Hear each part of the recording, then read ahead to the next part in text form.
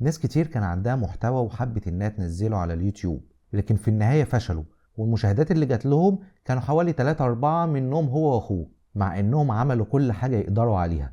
المحتوى قيمته عالية، العنوان كان 10/10، عملوا وصف محترم، الصورة المصغرة زي الفل، لكن في النهاية مفيش مشاهدات ومفيش اشتراكات، مع انهم استمروا على تنزيل المحتوى لمدة طويلة لكن بلا جدوى. في حين ان هم ممكن يلاقوا قنوات لسه جديدة ونزلت يا دوب فيديو او 2 وحققوا كل شروط الربح من اول شهر، مع ان قيمة المحتوى فيها اقل بكتير من المحتوى اللي انت ممكن تكون بتقدمه. طب ليه ده بيحصل؟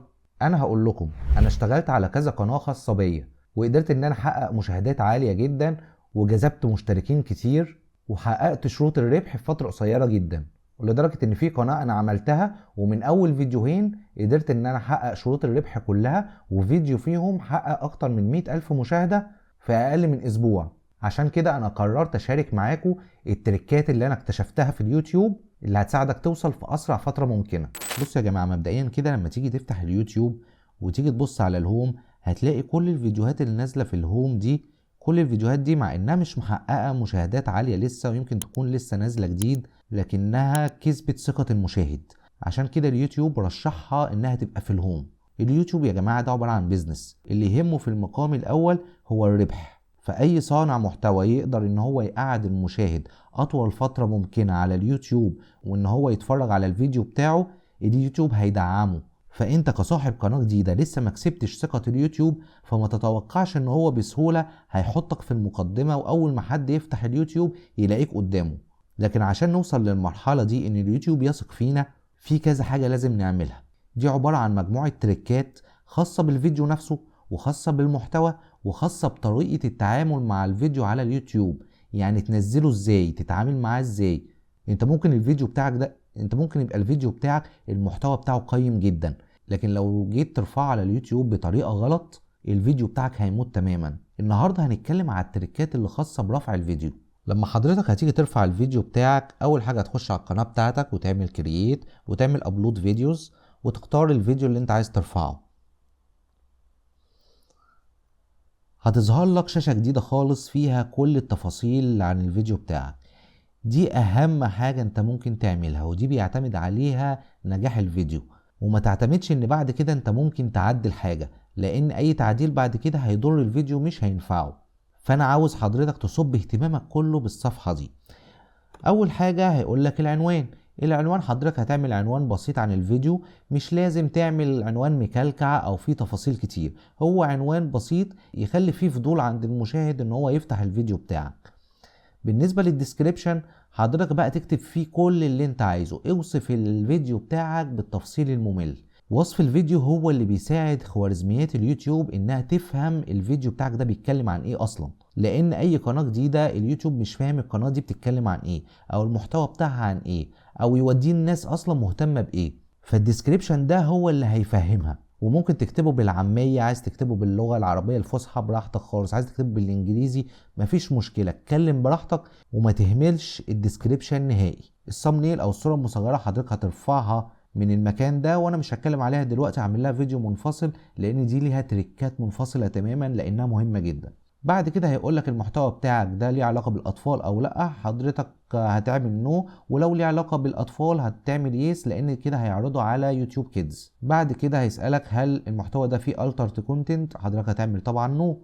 بالنسبة للتاجز، التاجز دي كانت زمان مهمة، وهي دلوقتي مهمة، بس بتنفع في الفيديوهات البحثية اللي من الدرجة الاولى، يعني الفيديوهات اللي عليها معدل بحث عالي، مش بتعتمد انها تنزل في الفيد او تنزل في الهوم. فحضرتك لو مش فاهم التاجز كويس ما تلعبش فيها، احسن سيبها فاضية. فيديوهات كتيرة انا عملتها وجابت مشاهدات عالية جدا وما عملتش اي تاج ولا كلمة واحدة. فلو الفيديو بتاعك مش فيديو بحثي بلاش تلعب فيها افضل. بعد كده يسألك الفيديو بتاعك اللغة بتاعته ايه، هتعمله عربي انجليزي او سواء اللغة اللي انت بتعمل بيها المحتوى بتاعك. بعد كده اهم حاجة هيسألك الكاتيجوري بتاعتك ايه. في البداية اليوتيوب مش فاهم المحتوى بتاعك بيتكلم عن ايه، ولا فاهم الفيديو ده المفروض ان هو يوجهه للناس مين بالظبط. فحضرتك على قد ما بتقدر بتساعده. حضرتك هتختار التصنيف بتاع الفيديو، سواء هو رياضة انت موجهه لاشخاص، موجهه لناس فئة تعليم، ستايلز، في فئات كتيرة جدا حضرتك بتختار منها الفئة المناسبة. بعد كده هيقولك الفيديو إليمنتس، هيقولك لو انت عندك ترجمة تضيفها، عايز تعمل شاشة نهاية، عايز تضيف كارتس موجودة في نص الفيديو، تقدر تعمل الكلام ده كله من هنا. لكن ده مش مهم بالنسبة لنا دلوقتي. اهم حاجة التبويب اللي في الاخر خالص اللي اسمه feasibility. هيسألك انت عايز الفيديو بتاعك عايز ترفعه على طول يبقى public، عايز تعمله unlisted، عايز تعمله private ليك او لناس معينة، عايز تجدوله. بصوا، نصيحة مني ودي تركية مهمة جدا، الفيديو بتاعك ما تعملوش public على طول. ليه بقى؟ الفيديو اول ما بيترفع بياخد له تقريبا حوالي 10 دقايق ربع ساعة بيحصل له فيه بروسيسنج. اليوتيوب بيعالج الفيديو بتاعك وبيراجعه، يبدأ يعالجه من فيديو اس دي ل اتش دي، ولو انت عامله 4K يبدأ ان هو يرفعه ل 4K، ويبدأ يشوف الفيديو بتاعك لو فيه اي حاجة ممنوعة او لا. العملية دي بتاخد لها حوالي 10 دقايق لربع ساعة، ده في العادي. بس خلي بالك بقى ان في بعض الاوقات بيحصل كده زي جليتش في المنصة، او بيحصل مثلا بيبقى في ضغط شديد على المنصة، فبتاخد حوالي 8 ساعات او 10 ساعات او اكتر مراجعة للفيديو. فحضرتك لو عملت الفيديو بتاعك بابليك على طول واليوتيوب لسه ما عملوش مراجعة، الفيديو بتاعك هيموت، لان مراجعة الفيديو بتعتمد على اول ساعة. في اول ساعة لو الفيديو بتاعك ما جابش داتا كويسة، الفيديو بتاعك هيموت تماما. فحضرتك هتعمله unlisted، او ممكن تجدوله تعمله مثلا في يوم معين في ساعة معينة، اعمل اللي انت عايزه، اهم حاجة ما يترفعش على طول. حضرتك هتعمل unlisted، وبعد ما الفيديو بتاعك يخلص من البروسيسنج تقدر بعد كده تخش يدويا تعمله بابليك وتعمل بابلش. وفي حاجة مهمة جدا لازم تبقى عارفها، في بعض الناس بعد ما بترفع الفيديو بتاعها بتخش من اكونتات تانية وتعمل لايك وسبسكرايب وترزع كومنتات. دي مصيبة وكفيلة انها تموت القناة بتاعتك، مش مجرد تموت الفيديو ده بس، لا ده ممكن تموت لك القناة تماما. ليه بقى؟ اليوتيوب عنده الداتا كاملة عننا، عارفين اسلوبنا في التعامل مع اليوتيوب عامل ازاي. يعني انا كمشاهد مش كصانع محتوى، لما باجي افتح اليوتيوب وبفضل اتفرج على فيديوهات، اليوتيوب شايفني انا بعمل ايه بالظبط، بيبقى عارف انا لما الفيديو ده بيعجبني ايه اللي بعمله. هل مثلا يا دوب بعمل لايك، هل بعمل سبسكرايب للقناة ديت، هل بعمل كومنت، هل بسيب الفيديو وبمشي. فاليوتيوب عارف انا بعمل ايه بالظبط. فلما فجأة كده ارفع فيديو واخش من اكونت تاني واخش اقوم اعمل لايك واعمل سبسكرايب واعمل كومنت، ومش الفيديو ده بس افضل اعمل كده على فيديوهات تانية، كده اليوتيوب هياخد باله وهيبدأ يفهم ان دي مشاهدات وانجيجمنت وهمية. ولو اليوتيوب قفشك بتعمل كده، حرفيا القناة بتاعتك هتاخد بان. مش هيجي يقولك كده صراحة انا اديتك بان، لا دي حاجة اسمها شادو بان وهتكلم عليها في فيديو تاني بعد كده. لكن القناة بتاعتك هتموت تماما، ولا هيبقى لها ريتش ولا هيجيلك مشاهدات. وحاجة كمان، لو حضرتك بتعمل فيديوهات طويلة بلاش تعمل فيديوهات شورتس في البداية. ليه بقى؟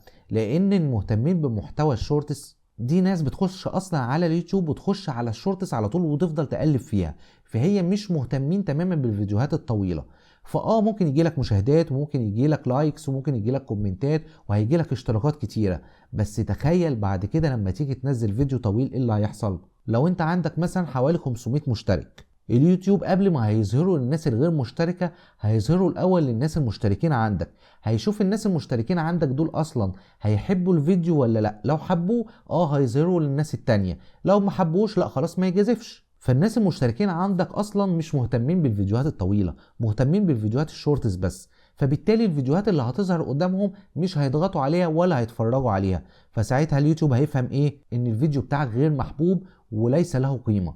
وممكن يكون هو عكس كده والفيديو بتاعك ده يبقى 100، لكن اليوتيوب هيفهم عن طريق تعامل المشاهدين، فبالتالي الفيديو بتاعك هيموت. فالافضل بلاش تشد الناس اللي مهتمة بالمحتوى الشورتس دلوقتي. اخر حاجة هقولك عليها، اليوتيوب مهتم جدا بالربح، فالناس اللي بتخش وتفضل تتفرج على فيديوهات ده هيجيب لهم طبعا ربح زيادة لان هيتفرجوا على اعلانات اكتر، فطبعا صانع المحتوى هيكسب وطبعا اليوتيوب هيكسب. فاليوتيوب مش هيجازف ان هو يظهرك للناس في البداية، هو ممكن يديلك دفعة قوية من اول فيديو في القناة عشان يبدأ يفهم المحتوى بتاعك ده عامل ازاي. هل المحتوى بتاعك ده نار الناس عايزاه، ولا المحتوى بتاعك ده محتاج وقت لسه عشان يبني مشاهدين؟ لو حضرتك بدأت غلط من البداية صدقني انت هتاخد وقت اطول عشان تقدر تصلح اللي عملته، وهيبقى الافضل ليك انك تعمل قناة تانية من البداية، افضل بكتير من انك تفضل تصلح في حاجة انت غلطت فيها. واستنوني في الفيديوهات الجاية هنتكلم مع بعض عن تريكات تانية هتساعدك انك توصل في اسرع وقت ممكن. وما تنساش تدعمني